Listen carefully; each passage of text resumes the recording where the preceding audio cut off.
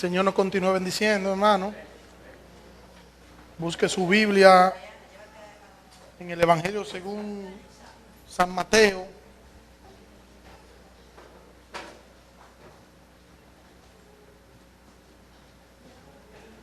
Capítulo 6. Vamos a leer la oración completa nuevamente, aunque solo vamos a estar viendo desde el versículo 10. Prácticamente solo vamos a ver el versículo 10, pero vamos a ver la oración completa para que podamos tener el contexto de ella. Dice Evangelio según San Mateo, capítulo 6, versículo 9. Leemos: Vosotros pues orad de esta manera: Padre nuestro que estás en los cielos, santificado sea tu nombre.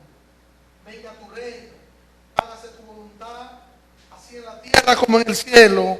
Danos hoy el pan nuestro de cada día, y perdónanos nuestras deudas, como también nosotros hemos perdonado a nuestros deudores. Y no nos meta en tentación, mas líbranos del mal, porque tuyo es el reino, y el poder, y la gloria, para siempre. Amén. Que el Señor bendiga nuestras vidas en esta mañana por medio de su palabra.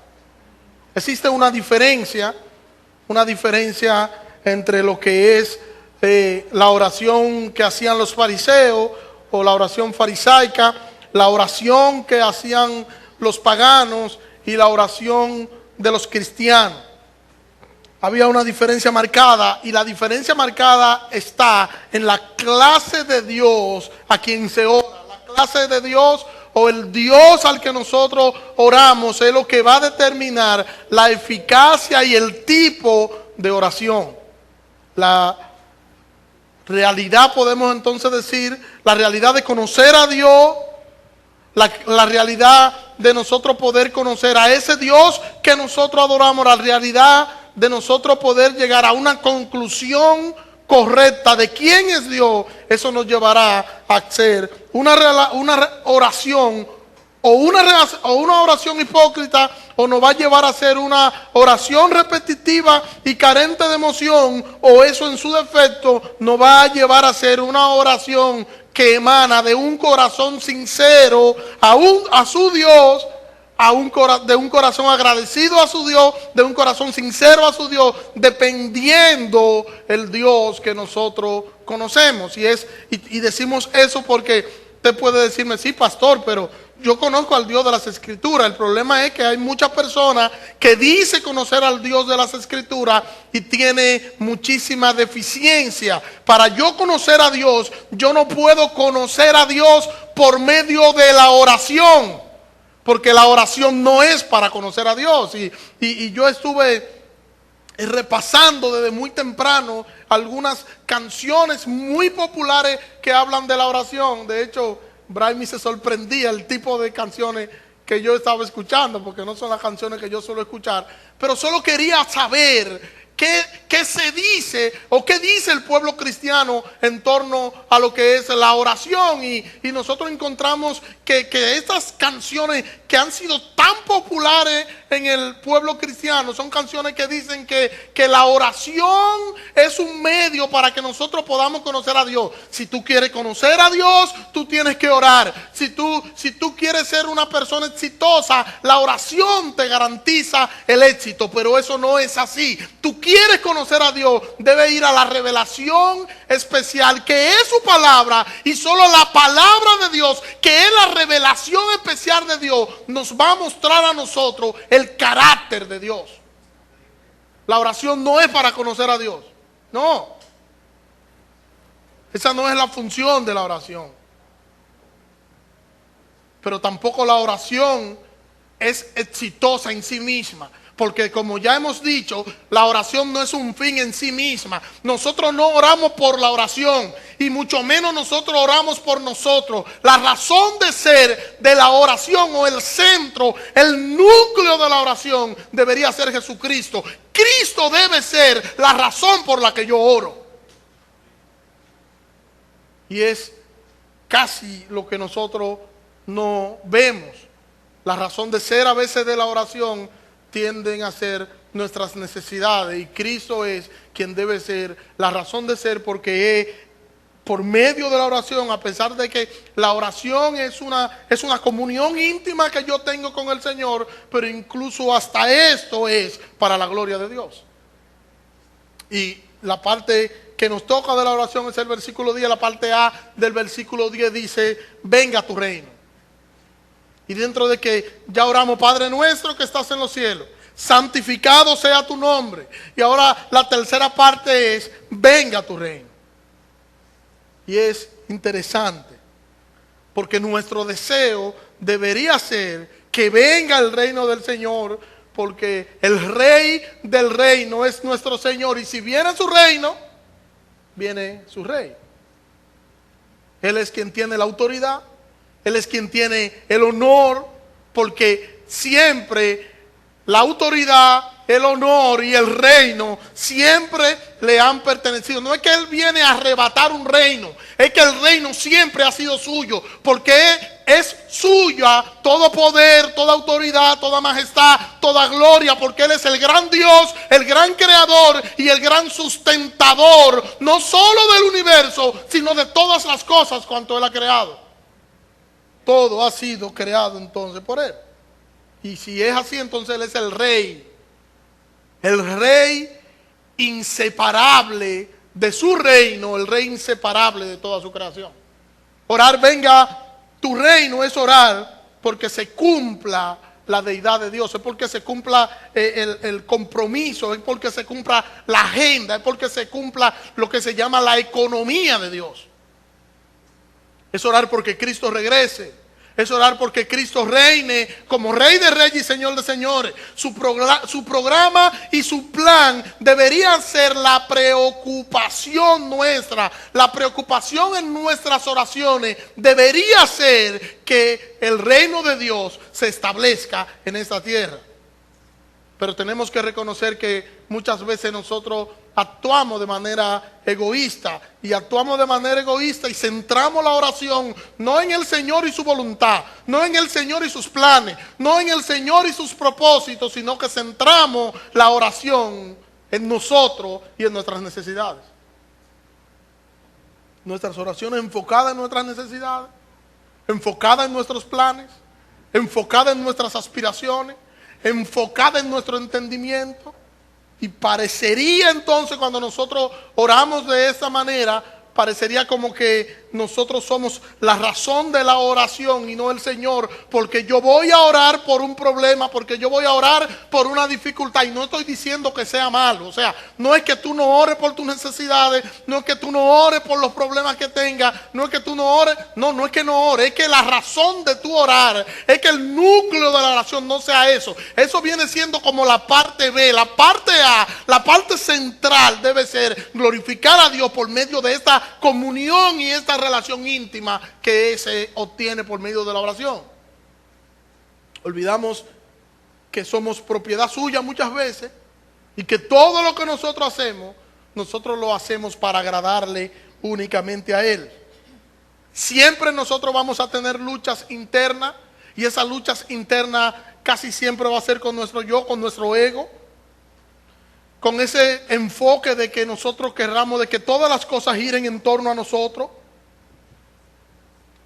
Y eso muchas veces quiere competir dentro de nosotros con nuestro amor por el Señor. Y hay una batalla campal dentro de nosotros en que el primer lugar lo quiero yo, pero yo encuentro que la Biblia me enseña que el primer lugar no es mío, sino que es de Jesucristo.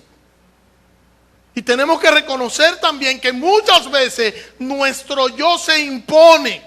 Y cuando nosotros vamos a orar, centramos la oración no en Dios, sino en nosotros. Y es muy común nosotros pasarnos una hora orando solo diciendo: Señor, mira, tú sabes que yo, tú sabes que a mí, tú sabes que fui yo, tú sabes, Señor, que cuando se trata de mí, Tú sabes, Señor, que me hicieron. Tú sabes, Señor, que yo quiero. Tú sabes, Señor, y todo gira en torno a mí. Y nos olvidamos del modelo que nos da el Señor. Que primero vamos a reconocer quién es nuestro Padre. Padre nuestro que estás en los cielos, santificado sea tu nombre. Lo primero en la oración tiene que ver con Dios y con lo que Dios es. Con su grandeza, con su majestad, con lo que Dios representa, con su magnificencia, con su providencia. Todo lo que Dios es lo que yo voy a reconocer primero, y luego en un segundo plano van mis necesidades. Primero Dios y después los demás. Y olvidamos muchas veces que el centro de esa oración no soy yo, sino que es el Señor, y lo olvidamos con esa actitud a la hora de nosotros orar, y centramos tanto nos centramos en nosotros que olvidamos que incluso la oración y el vivir, que debe ser la misma cosa, debe ser para la gloria de su nombre, que nosotros debemos estar preocupados por el reino de Dios. Ese venga tu reino no es una preocupación de cuando yo, yo cogí en los espacios de oración de la iglesia, yo voy a orar de 5 de la mañana a 6 o de 10 de la noche a 11. Y en ese espacio entonces yo le muestro al Señor que yo tengo un interés porque venga su reino. No, esto es un día a día, eso es algo constante en la vida del creyente, donde mi preocupación es que el reino de Cristo sea establecido en el mundo y en el corazón de las personas. Es nuestro deber y nuestra responsabilidad orar por nuestras familias. Es nuestro deber y nuestra responsabilidad orar por nuestras iglesias, orar por el país, orar por su pastor, orar por toda la iglesia en sentido general, y por muchas otras cosas más que no voy a mencionar. Pero cada una de esas oraciones debe girar en torno a la gloria de Dios. Cada una de esas oraciones, en cada una de ellas nosotros debemos pedir que la voluntad del Señor se haga, sea en una persona, o sea en una acción, en un hecho, en una cosa que nosotros estemos pidiendo. Que la voluntad de Dios reine en medio de eso, de esa persona o de esa cosa. Yo como creyente, yo debo desear y yo debo pedir en la oración que cada persona por la que yo esté orando, que cada persona por la que yo esté pidiendo cualquier cosa, que esta persona actúe y que esta persona hable de acuerdo a lo que es la voluntad del Señor. Entonces lo mejor que nosotros podemos orar para cualquier persona, lo mejor que nosotros podemos orar para cualquier cosa o causa que nosotros podamos tener, lo mejor que podemos orar es que la voluntad del Señor avance en esa persona. Es que la voluntad de Dios se cumpla en esa persona. El propósito de Dios es exaltar a Cristo en la consumación de la historia como el Hijo de Dios, que ha de gobernar y ha de reinar sobre todas las cosas de manera literal. La mayor oposición, podremos decir también, al reino de Cristo es la misma oposición a lo que es la vida cristiana, que es el reino del mundo, que es este reino que es gobernado, como nos enseña la Biblia, por Satanás. La esencia de Satanás, la esencia del mundo, es oponerse a lo que es el reino de Dios, es oponerse a lo que es el pueblo de Dios. ¿Qué nosotros queremos decir cuando nosotros decimos reino? Reino no se refiere principalmente a un territorio. No es que Dios va a reinar sobre un territorio específico, porque nuestro Dios es omnipresente y está en todo lugar a la vez. Y no hay un territorio que podamos decir, es aquí que Dios va a estar y es aquí que Dios va a reinar, porque todas las cosas de manera absoluta le pertenecen a Él porque fueron creadas por Él. Entonces no se refiere principalmente a lo que es un territorio geográfico, sino que se refiere más bien a su soberanía y a su dominio. Esa soberanía y ese dominio que Él ejerce de manera voluntaria sobre las cosas que Él creó. Por tanto, cuando nosotros oramos, venga tu reino, estamos orando por el gobierno de Cristo, estamos orando por el gobierno de Dios, estamos orando por la segunda venida de Cristo. Estamos orando porque el reino de Dios se establezca en los corazones. El reino de Dios o el reino de los cielos estaba siempre presente en el mensaje de Jesucristo. Y lo encontramos en los evangelios. Él nos dice en varias ocasiones que el reino de los cielos se ha acercado, dice Juan, arrepentidos y convertidos. Pero Cristo también nos dijo que Él vino a anunciar el evangelio del reino de Dios. O sea, Él vino a anunciar las buenas noticias del reino, las buenas noticias del cielo. El reino de Dios, entonces, nosotros podemos llegar a ciertas conclusiones y decir que el reino de Dios en un sentido es pasado. El reino es pasado. ¿En qué sentido? En el sentido de que el Señor incorporó al reino a Abraham, Isaac, Jacob y a todos los patriarcas del Antiguo Testamento. Forman parte de lo que es ese reino. El reino de Dios fue presente porque en el ministerio terrenal de Cristo, en el sentido de que el rey que es Cristo estaba en la tierra, y como Él estaba aquí, estaba en el aquí ahora en ese momento, el rey estaba presente, y esa presencia, Dios estaba con nosotros.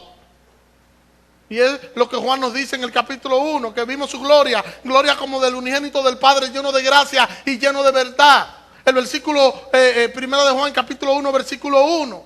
En el principio era el verbo era con Dios y el verbo era Dios. Y ese verbo habitó entre nosotros, dice Juan. Habitó, estaba aquí con nosotros. O sea, el rey estaba con nosotros. Un reino presente, pero también es un reino futuro. Y entonces de ahí que algunos dicen que el reino de Dios es pasado, el reino de Dios es presente y es futuro, pero es para nosotros. Pero para Dios el reino suyo es un eterno presente. El enfoque particular de nuestra oración entonces debe estar en el reino, en ese reino que ha de venir y en el reino que está. En el reino que ha de venir y en el reino que está. El reino nos gobierna aquí y ahora, porque los principios del reino de Dios son los principios que reinan a la iglesia de Cristo. Y cada cristiano está siendo gobernado por Cristo en el aquí y en el ahora. Cada cristiano está sometido a lo que es o a lo que son las leyes del reino de Dios. Y en el futuro también ese reino veremos la plenitud de ese reino. Y por eso pasado, presente, futuro. Dios ha gobernado ahora y siempre todo el universo. Dios es quien gobierna todo el universo. Él lo creó, Él lo controla, Él lo ordena y Él lo mantiene unido. Mira como lo dice la confesión de fe bautista en el punto 5, que es el punto que concluimos el miércoles pasado. Venga el miércoles para que pueda disfrutar del suculento manjar de la confesión de fe. Mire cómo dice el punto número 5, que habla sobre la divina providencia. Cito: Dios, el buen creador de todo, en su infinito poder y sabiduría, sostiene, dirige, dispone y gobierna a todas las criaturas y cosas, desde la mayor hasta la más pequeña, por su sapientísima y santísima providencia, con el fin para el cual fueron creadas, según su presencia infalible y el libre e inmutable consejo de su propia voluntad, para la alabanza de la gloria de su sabiduría, poder, justicia, infinita bondad y misericordia. Fin de la cita. Poder decir entonces que nuestro Señor es el Rey de toda su creación es poder repetir o aseverar lo que nos enseña las Sagradas Escrituras. Es Él quien gobierna a su creación. Es el Rey quien la creó, el que gobierna su creación. Mire cómo lo dice Hebreos capítulo 1, desde el versículo 1 hasta el versículo 3. Dice allí el autor de los Hebreos: Dios, habiendo hablado en otro tiempo muchas veces, de muchas maneras, a los padres por los profetas, en estos últimos días nos ha hablado por el Hijo. ¿Quién es el Hijo? Dice: a quien constituyó heredero de todo y por medio de quien asimismo hizo el universo. Él es el resplandor de su gloria y la expresión exacta de su naturaleza, quien sustenta todas las cosas con el poder, con la palabra de su poder. Y cuando había hecho la purificación de nuestros pecados, se sentó a la diestra de la majestad en las alturas. Y el Salmo 135, versículos 5 al 7 dice: porque yo sé que grande es Jehová, nuestro Señor es más que todos los dioses. Jehová ha hecho todo lo que ha querido en los cielos y en la tierra, en los mares y en los océanos. Él hace subir la neblina desde el extremo de la tierra y hace los relámpagos para la lluvia y saca el viento de sus depósitos.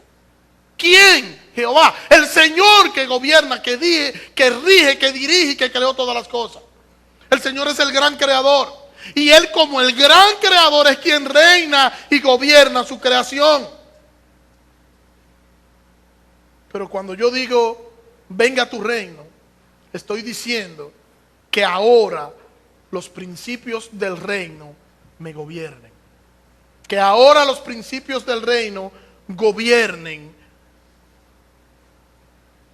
sobre las personas.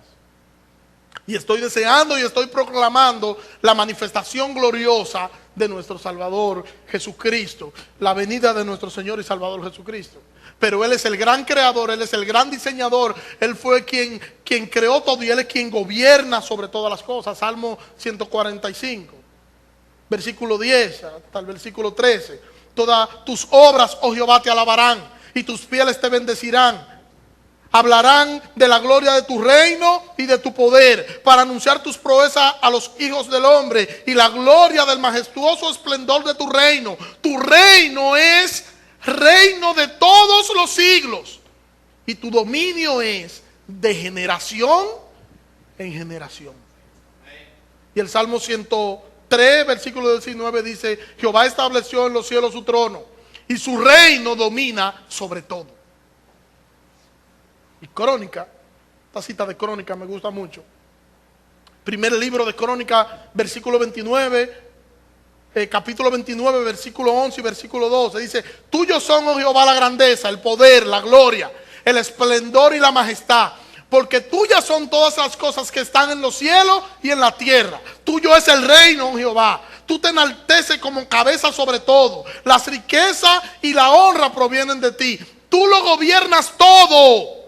En tu mano están la fuerza y el poder. Y en tu mano está la facultad de engrandecer y de fortalecer a todo. El Señor reina sobre todo. Él es el gran legislador de su creación. Es el Señor. Y por eso nosotros vamos a orar, dice Cristo, reconociendo que Él es nuestro Padre. Vamos a proclamar la santidad que ya es suya y que le pertenece, porque nuestro Dios es un Dios santo. Y luego entonces vamos a pedir que venga a su reino. El pastor John MacArthur lo dice de esta manera. Cito: oramos porque el reino de Dios venga en la actualidad, en una manera presente y limitada, pero real y milagrosa. El reino de Dios está viniendo a la tierra cada vez que una nueva alma es llevada al reino. El reino viene en esta manera por medio de la conversión. Por eso la oración debería ser evangelística, misionera, y debería hacerse por nuevos convertidos, por nuevos hijos de Dios, por nuevos ciudadanos del reino. La conversión del reino implica una invitación, arrepentimiento y una respuesta voluntaria al Señor. O sea que cuando yo proclamo el evangelio y una persona entiende, porque el Espíritu Santo abrió su entendimiento, iluminó su entendimiento, y esa persona pudo entender que es pecadora, que está sumergida en su pecado, que necesita a Jesucristo para poder librarse de la ira de Dios, y que no tiene escapatoria, que no tiene salida, que está al borde de un precipicio, y el único que puede socorrer su vida es Jesucristo. Y entonces esa persona se torna hacia una decisión por Cristo. Entonces nosotros estamos proclamando el reino de Dios, y esa persona ahora pasa a ser una persona que va a vivir conforme al reino de Dios aquí en la tierra, porque es lo principal del reino de Dios lo que van a gobernar su vida. La actual existencia del reino de Dios en la tierra podemos decir que es interna. Podemos decir que eso en los corazones y en la mente de aquellos que le pertenecen a Jesucristo, porque Jesucristo es el Rey. Entonces todo el que pertenece a Jesucristo pertenece al reino. Entonces nosotros debemos orar para que el Señor multiplique el número de creyentes, o como dice en el libro de los Hechos, para que el Señor añada a la iglesia lo que han de ser salvos. Orar en este sentido, porque orar en ese sentido es orar para que el reino de Dios siga creciendo en la tierra. Entonces podemos decir que es orar por la salvación de las almas, y cuando yo oro por la salvación de las almas, entonces yo estoy orando por el reino de Dios. El reino por el que nosotros debemos orar y el por el cual nosotros estamos disfrutando es un reino de valor infinito, porque el reino viene aquí y ahora a través del compromiso que nosotros asumimos. Usted puede encontrar muchas personas congregadas en distintas iglesias y usted puede cuestionar y preguntar, bueno, ¿cuál es el grado de compromiso que puede tener? Hay gente que está en las iglesias pero no quiere ningún tipo de compromiso, no se quiere comprometer con nada. Hay gente que va a la iglesia como espectador. Yo voy a recibir lo que van a hacer, y tú no le notas ningún tipo de compromiso. Bueno, tengo para decirte que tu compromiso tiene que verse en la iglesia. Sí, pastor, lo que pasa es que mi compromiso es con Cristo. No, lo que tiene que entender que la iglesia es el cuerpo de Cristo, y si tú no tienes compromiso con la iglesia, que es lo que tú estás viendo, que es el cuerpo de Cristo, al que tú estás viendo, mucho menos va a tener compromiso con Dios, no va a tener compromiso con Cristo en nada, porque tú tienes que comprometerte con Cristo, que es su iglesia, la cual Él compró a precio de sangre. Entonces tu compromiso va a decir si tú estás viviendo conforme a los principios del reino. Entonces, de ahí el deseo de nosotros de que se conviertan personas, de que vengan al reino. El Señor que pueda reinar en sus vidas, que gobierne en ellos, que el reino de Dios se establezca en esos corazones. Y también tenemos que decir con mucha tristeza que algunos creyentes viven como si no fueran gobernados por el Señor. Viven como si Dios no es su rey, como si Cristo no es su rey. Si tu vida es gobernada por el Señor, tú dices, bueno, pastor, mire, mi vida es gobernada por el Señor. Entonces tu vida es una vida que está enfocada en la palabra de Dios. Porque si tu vida es gobernada por el Señor, tú tienes que ver, tienes que vivir los principios del reino. Y si tú no conoces las Escrituras, tú no vas a conocer cuál es la voluntad de Dios para nada. Entonces, si tu vida es gobernada por el Señor, tu vida es enfocada por la palabra de Dios.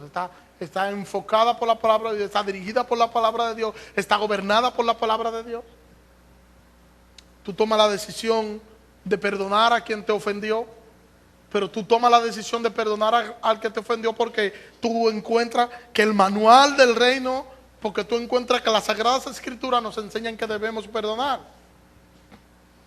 Tú cumples con el ven y ve, porque tú estás convencido que con el ven y ve tú estás deseando que el reino de Dios se establezca en el corazón de otros. Entonces, como tú quieres que el corazón que el reino de Dios se establezca en el corazón de otro, ¿qué tú vas a hacer? Bueno, yo voy a trabajar en el ven y ve, y yo voy a tratar de cooperar para llevar al inconverso a la iglesia, para que así ellos escuchen la palabra de Dios y que el Espíritu Santo obra en esos corazones, y así el reino de Dios se pueda agrandar. El reino de Dios es futuro, es verdad, pero el reino de Dios también es ahora. Es aquí y es ahora. Ahora, porque Cristo reina en nuestros corazones. Cristo reina en nosotros. Cristo nos rige a nosotros. Y nos rige y nos gobierna por medio de su palabra. Porque su palabra nos enseña cuál es su voluntad. Y nosotros vivimos para agradarle también aquí y ahora. Por medio de esa palabra que nos rige a nosotros, por medio de esa palabra que nos gobierna a nosotros o que nos debería gobernar, por medio de esa palabra nosotros adoramos, exaltamos, glorificamos su nombre, porque nosotros hacemos conforme sea a su voluntad. Pero no vamos a conocer su voluntad si no conocemos la palabra. No vamos a saber lo que Él quiere en ninguna área de nuestras vidas si nosotros no conocemos su palabra. No vamos a saber los principios del reino si no conocemos su palabra. No es que yo voy a orar y voy a omitir la palabra de Dios. Y si yo tengo que tomar la decisión de hacer una cosa, ¿qué hago? ¿Oro o leo las Sagradas Escrituras? Lee las Sagradas Escrituras, porque las Sagradas Escrituras son las que te van a provocar a orar. Es el poder transformador de la palabra de Dios lo que va a cambiar tu vida y lo que te va a guiar en una relación, en una comunión, en oración de manera correcta. Son las Sagradas Escrituras. Por eso no podemos pedir que venga el reino de Dios si nosotros no conocemos las Escrituras, porque no sabemos lo que estamos pidiendo. La otra parte del versículo 10 dice: hágase tu voluntad como en el cielo, así también se haga en la tierra. Nosotros oramos que venga tu reino, y cuando nosotros oramos que venga tu reino, estamos orando en primer lugar para que la voluntad de Dios se convierta en nuestra propia voluntad. Si su reino viene, su voluntad se cumple. Y eso debemos tenerlo pendiente. Y estamos orando para que su voluntad prevalezca, como en el cielo, así también en la tierra. Nuestras voluntades entonces deben estar de acuerdo a lo que es la voluntad del Señor. Y para que mi voluntad esté de acuerdo a lo que es la voluntad del Señor, cargo en el punto anterior, debo ir y debo conocer lo que es la palabra de Dios.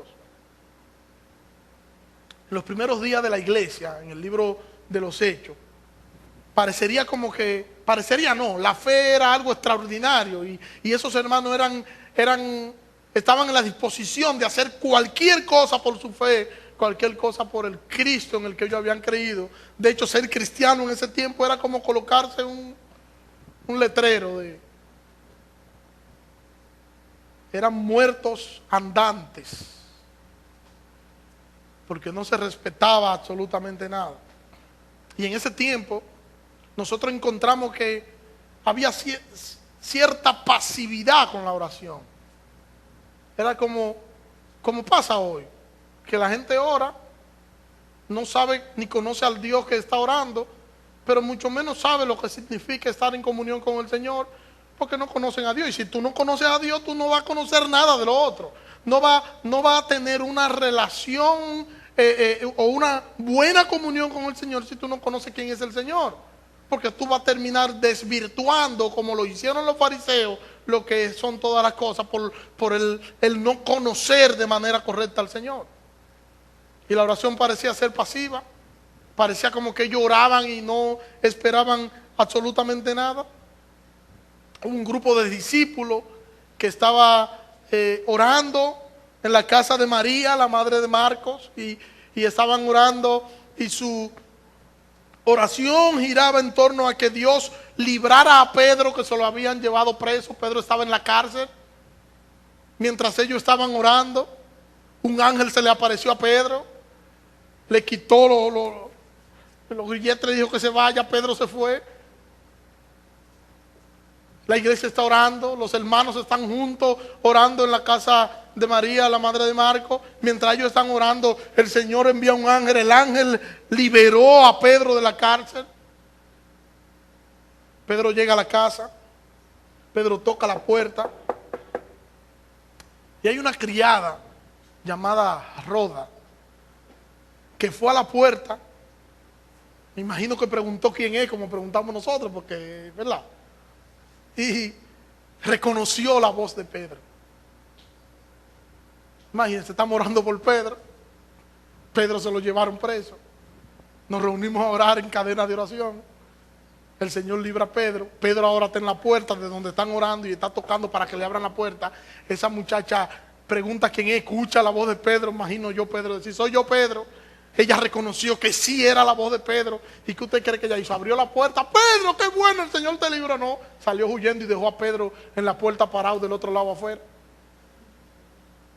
Salió huyendo, olvidando que Pedro estaba de aquel lado. El escritor de los Hechos, Lucas, como para ayudarle un poquito, le dice que ella se emocionó mucho, pero luego nos da unos detalles de qué era lo que estaba sucediendo. El grupo que estaba orando allí no creyó que Dios había librado a Pedro.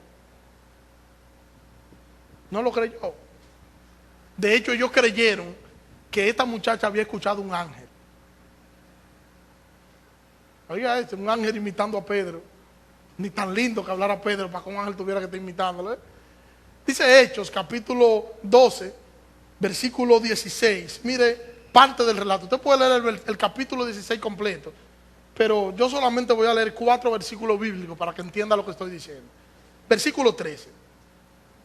Cuando Pedro tocó a la puerta de la entrada, una muchacha llamada Rode salió para responderle. Cuando ella reconoció la voz de Pedro, de puro gozo no abrió la puerta, sino que corrió dentro y anunció que Pedro estaba ante la puerta. Ellos le dijeron: ¿tú estás loca, mujer? Pero ella insistía en que sí era Pedro. Entonces ellos decían: es su ángel. Sí es Pedro. Tú estás confundida, es el ángel de Pedro que está allá afuera. Mientras tanto, dice el versículo 16, Pedro persistía en tocar, y cuando abrieron, le vieron. ¿Y qué pasó? Y se asombraron. Esa palabra "se asombraron" no es cuando usted dice "ay", o cuando alguien te asusta en el parqueo de un supermercado. No es eso. No es eso. Esa palabra está relacionada con lo que es el creer. Ellos no creían lo que estaban viendo. Ellos estaban pasmados entre la duda, porque ellos no estaban creyendo lo que estaba sucediendo. Habían estado orando, pero estaban orando por algo que en realidad ellos no creían que podía suceder. De ellos haber creído que iba a suceder, cuando tocaran la puerta, ellos sabían que podía ser Pedro. ¿Por qué podía ser Pedro? Porque estamos orando para que Dios lo libre. Y si estamos orando para que Dios lo libre, ¿qué es lo que puede suceder? Que Dios lo libre. Entonces, están tocando la puerta, puede ser Pedro. La muchacha viene y dice: están tocando la puerta y es Pedro, porque yo conozco la voz de él y de él. ¿Y por qué no le abriste? Ábrele, que es Pedro. Pero esa fue la actitud. No. Muchacha, tú estás loca. Esa versión que yo leí es la Reina Valera. Búsquelo, lo dice así mismo. La Reina Valera actualizada. Muchacha, tú estás loca. Ella insiste, le dicen: es el ángel de él, para salir de ella. Es el ángel de él, eso fue que lo mataron. Y, por Dios, no estaban creyendo lo que estaban orando. Estaban orando para que el Señor librara a Pedro. El Señor libra a Pedro, y ahora ellos no creen que el Señor ha librado a Pedro. Usted dirá: es que esa gente eran incrédula. Es que esa gente eran... qué difícil eran esa gente de la primera iglesia. No, hermano, así somos nosotros. Así oramos nosotros. Así oramos nosotros. Nosotros oramos y oramos al Señor para que el Señor haga algo, pero estamos orando de manera mecánica y no estamos orando creyendo que nuestro Dios es todopoderoso y que si es conforme a su voluntad, Él lo va a hacer, no importa lo difícil que sea. Esta gente parece que estaban orando, pero no sabían a quién le estaban orando. Y por eso Cristo en la oración nos dice que nosotros debemos empezar reconociendo quién es nuestro Padre que está en los cielos. Y que si nuestro Padre está en los cielos, todos los recursos le pertenecen a Él. No hay limitación de recursos para nuestro Dios. No hay limitación en la oración, siempre y cuando ésta sea de acuerdo a su voluntad. Pero es así como hacemos. Nosotros podemos decir que muchas veces nuestras propias vidas de oración son débiles. Porque muchas veces no oramos con fe. Algunas veces oramos con un cierto sensacionalismo. Otras veces oramos con el deber de una obligación que debemos cumplir. Y pensamos de manera subconsciente, como total, si Dios lo va a hacer como quiera, porque Él es soberano y Él hace lo que Él quiere. Y Jesús ofreció una parábola de una viuda inoportuna.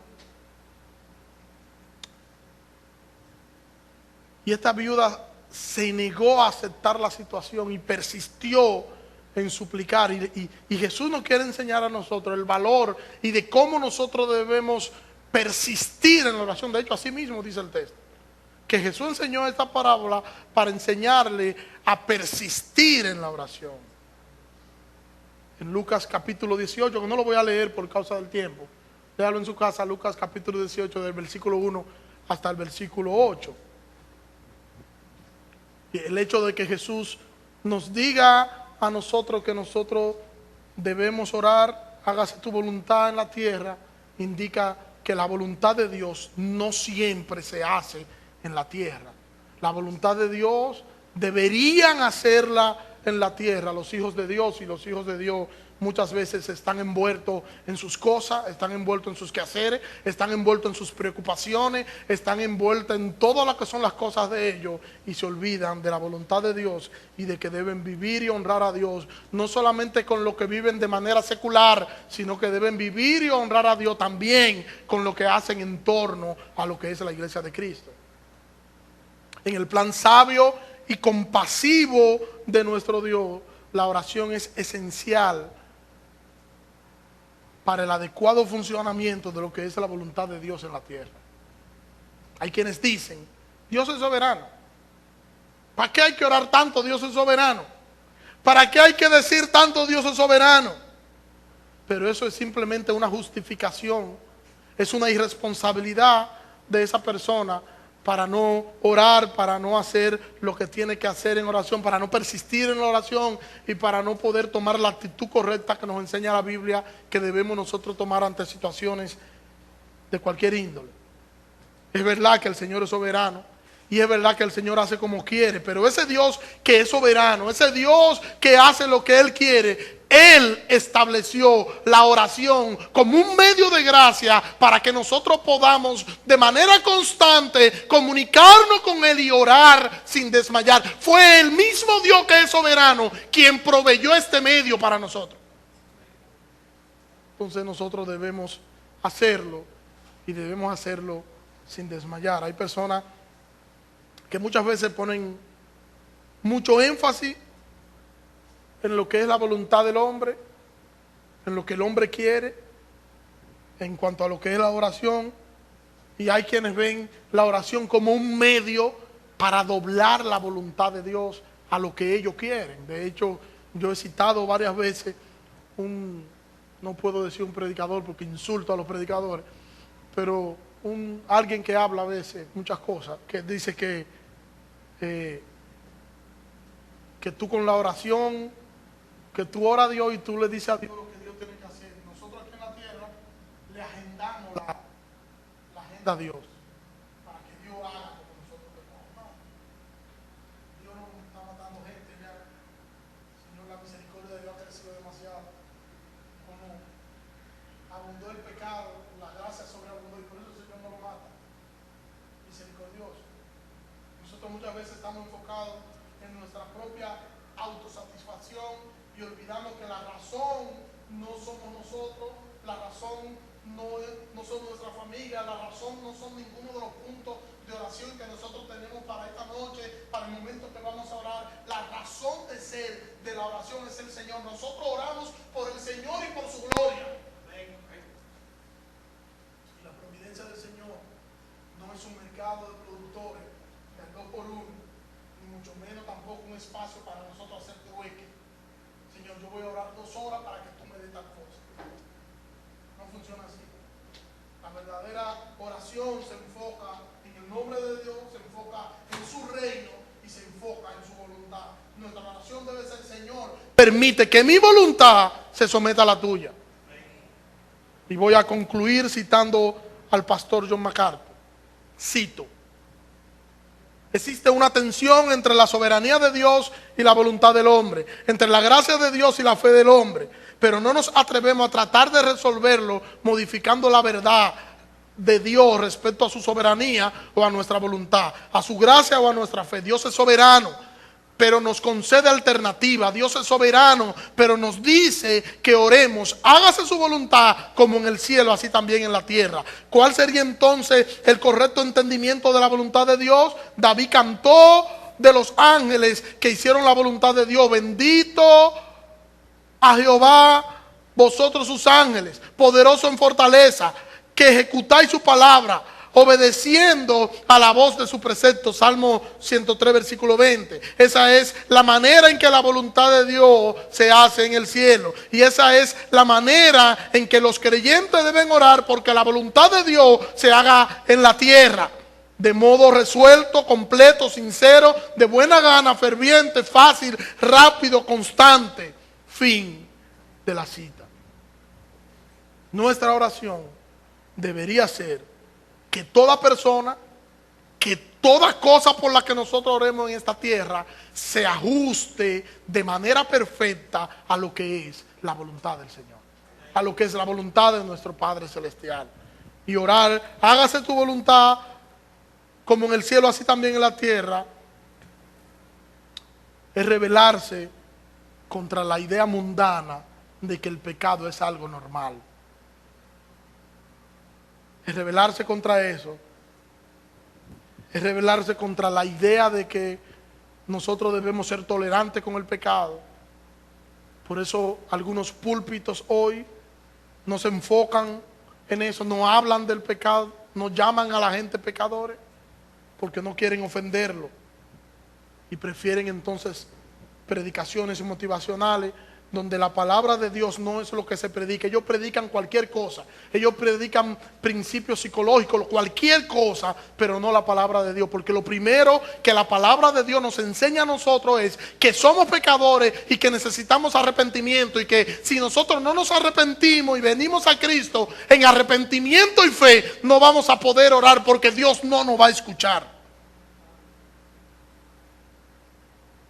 Que el Señor nos ayude y que el Señor nos guíe en orar, y que ese orar se convierta en un hábito y en un hacer en todo nuestro diario vivir. Oremos. Señor, te adoramos y te bendecimos. Gracias, Señor, te damos en esta mañana. Te pido que tu palabra, Señor, toda suficiente, Señor, escala en nuestros corazones, Señor, y allí estalle, Señor, y nos haga, Señor, cambiar nuestra actitud en torno a la oración, Señor. Y que nosotros, Señor, podamos orar de manera correcta, Señor, y que podamos enfocar todo lo que es la oración en ti, Señor.